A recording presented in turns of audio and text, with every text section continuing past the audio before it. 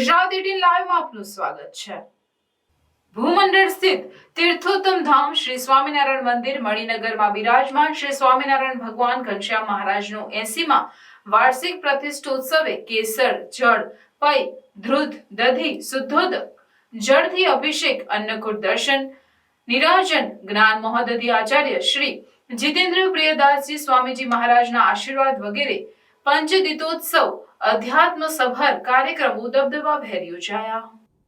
ભૂમંડળ સ્થિત તીર્થોત્તમ ધામ શ્રી સ્વામિનારાયણ મંદિર મણિનગરમાં બિરાજમાન અધિષ્ઠાતા શ્રી સ્વામિનારાયણ ભગવાન શ્રી ઘનશ્યામ મહારાજ, શ્રી હરિકૃષ્ણ મહારાજ, સહજાનંદ સ્વામી મહારાજ, જીવન પ્રાણ શ્રી અબજી બાપા, શ્રી સ્વામિનારાયણ ગાદીના આદ્ય આચાર્ય પ્રવર જીવન પ્રાણ શ્રી મુક્ત જીવન સ્વામી બાપા આદિ સર્વોપરી ગુરુ પરંપરાની મૂર્તિઓનો 80મો વાર્ષિક પ્રતિષ્ઠોત્સવ દબદબાભેર ઉજવાયો। આ શુભ અવસરે શ્રી ઘનશ્યામ મહારાજને શુદ્ધોદક જળ, કેસર, જળ, દૂધ, દહીં, શર્કરા, ઘી, મધ, અત્તર વગેરેથી રાજોપચાર વિધિપૂર્વક અભિષેક વિધિ કરવામાં આવી। શ્રી સ્વામિનારાયણ ગાદી સંસ્થાના આચાર્ય જ્ઞાન મહોદધિ શ્રી જીતેન્દ્ર પ્રિયદાસજી સ્વામી મહારાજના પાવનકારી સાનિધ્યમાં પંચદિનોત્સવ દબદબાભેર ઉજવવામાં આવેલ પાટોત્સવમાં પર્વે સંતો ભક્તોએ વિવિધ પકવાન, ફરસાણ, લીલા મેવા, ફ્રૂટ, ભક્ષ્ય, ભોજ્ય, લેહ્ય અને ચોષ્યનો ભવ્ય અન્નકૂટની સુંદર કલાત્મક મનોરમ્ય ગોઠવણીથી સજાવટ કરી ત્યારબાદ નિરાજન આરતી સ્વામિનારાયણ ગાદીના આચાર્ય જ્ઞાન મહોદધિ જીતેન્દ્ર પ્રિયદાસજી સ્વામી મહારાજના આશીર્વાદનું શ્રવણ કર્યું। વળી શ્રી સ્વામિનારાયણ ગાદીના પંચમ વારસદાર વેદ રત્ન આચાર્ય પુરુષોત્તમ પ્રિયદાસજી સ્વામીજી મહારાજ 45મા પીઠાર્પણ ઉત્સવની પણ ઉજવણી કરવામાં આવી। આ પ્રસંગે હજારો શ્રોતાઓ પર આશીર્વાદની હીલી વહાવતા પરમ પૂજ્ય આચાર્ય જીતેન્દ્ર પ્રિયદાસજી સ્વામી મહારાજે આશીર્વાદમાં જણાવ્યું હતું કે અક્ષરધામ તુલ્ય ભવ્ય અને દિવ્ય ગગનચુંબી શિખરબદ્ધ મંદિરનું સર્જન ગુરુદેવ જીવન પ્રાણ મુક્ત જીવન સ્વામી બાપા તથા વેદ રત્ન આચાર્ય પુરુષોત્તમ પ્રિયદાસજી સ્વામીજી મહારાજે કરી આપ્યું છે। શ્રી ઘનશ્યામભાઈ મહારાજને અભિષેક કરેલા પંચામૃતનો પ્રસાદ જે કોઈ લેશે બધા જીવનું આલોકનનું શ્રી ઘનશ્યામ મહારાજ સારું કરશે ને ટાણું આવે સૌને પોતાની મૂર્તિના સુખી સુખ્યા પણ કરશે અને કરશે જ। વળી મંદિરે રોજ ભગવાનના દર્શન કરવા માટે હાકલ કરી હતી। સત્પુરુષો આપણા બાળકો યુવાનોનું જીવન સુસંસ્કારી નિયમશીલ બને તે માટે મંદિરનું નિર્માણ કરે છે। જેટલા બાળકો યુવાનો સારા સંસ્કારી બનશે તેટલું વૃદ્ધાવસ્થામાં સુખ થશે।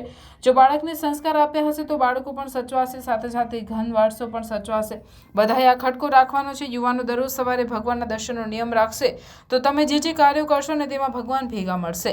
પંચમ દિવસે આ મહોત્સવમાં શ્રી રહસ્યાર્થ, પ્રદીપિકા, ટીકા સહિત વચનામૃત ગ્રંથ, સ્વામિનારાયણ ગાદી ગ્રંથ, શ્રીજી સ્વયં મૂર્તિ, જીવન પ્રાણ અબજી બાપાની વાતોની સમૂહ પારાયણો, વેદ રત્ન આચાર્ય પુરુષોત્તમ પ્રિયદાસજી સ્વામી મહારાજની પારાયણ, રક્તદાન, મહાદાન, પૂજનીય સંતો અને હરિભક્તોએ કર્યું। 237 યુનિટ રક્તદાન વગેરે પંચદિનોત્સવ આધ્યાત્મ સભર કાર્યક્રમમાં દેશ વિદેશના હજારો હરિભક્તોએ દર્શન, શ્રવણ, દિવ્ય આશીર્વાદ, આરતી વગેરેનો અણમોલ લાહવો લીધો હતો। આજે પવિત્રતમ ફાલ્ગુન માસ સુધી તૃતીયાના દિવસે આજે તીર્થોત્તમ ધામ મણિનગર ધામ તે મધ્યે ગુરુદેવ મુક્ત જીવનદાસજી સ્વામી બાપાએ જે અવતારે શ્રી સ્વામિનારાયણ ભગવાનને પ્રસ્થાપિત કર્યા તેને આજે સંપૂર્ણ 80 વર્ષ થઈ રહ્યા છે। એ 5 દિવસનો મહોત્સવ મનાયો હતો। સ્વામિનારાયણ ગાદીના આચાર્ય છઠ્ઠા જ્ઞાન મહોદધિ જીતેન્દ્ર પ્રિયદાસજી સ્વામીજી મહારાજની અધ્યક્ષતામાં દેશ વિદેશના અનેક ભક્તો, ભાવિક ભક્તો આવ્યા અને ભગવાનથી પ્રેમથી પૂજન અર્ચન કર્યું।